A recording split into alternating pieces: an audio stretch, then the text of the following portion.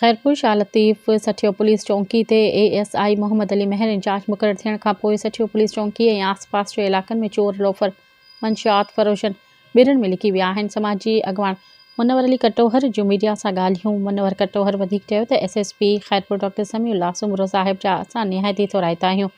जीअं असांखे मोहम्मद अली महर जहिड़ो ऑफिसर सठियो चौकी ते मुक़ररु करे ॾिनो आहे, जेके ॾींहुं राति इलाइक़े में गश्त करे थो ऐं अमन सबबि इलाइक़े वासी सुकून जो साह खयो आहे ऐं इलाइक़े वासियुनि जूं SSP खे दुआऊं।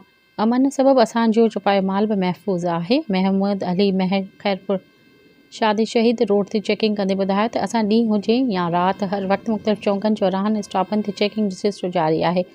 शरीफ़ मिस्किन ग़रीब अवाम सां गॾु आहियूं। मुंहिंजे हद में जंहिंसां बि कोई जाइज़ मसइलो हुजे उन लाइ मां हर वक़्तु हाज़िर आहियां। मंशियात आंकड़ा पर्ची जुआ हलंदड़ हुजे त मूंखे फ़ौरन फ़ोन ते इतला कई वञे। इतला ॾींदड़ उन जो नालो राज़ में रखियो वेंदो। चोर लोफर मंशियात फ़रोश जो आइन सां फ़ौरी क़ानूनी मुताबिक़ कार्रवाई थींदी ऐं आज़ार ख़त्म कयो वेंदो। इन इलाइक़े में अमन अमान करणु मुंहिंजी ज़िम्मेवारी आहे। SSP खैरपुर डॉक्टर समीउल्लाह साहिब जो हुकुम आहे त राति ॾींहुं गश्त कयो। शरीफ़ अवाम जी जान माल जी हिफ़ाज़त करणु अव्हां जी फ़र्ज़ आहे। इन मौक़े ते जमादार करम हुसैन सियाल आसिफ़ अली रिंद बि गॾु हुआ।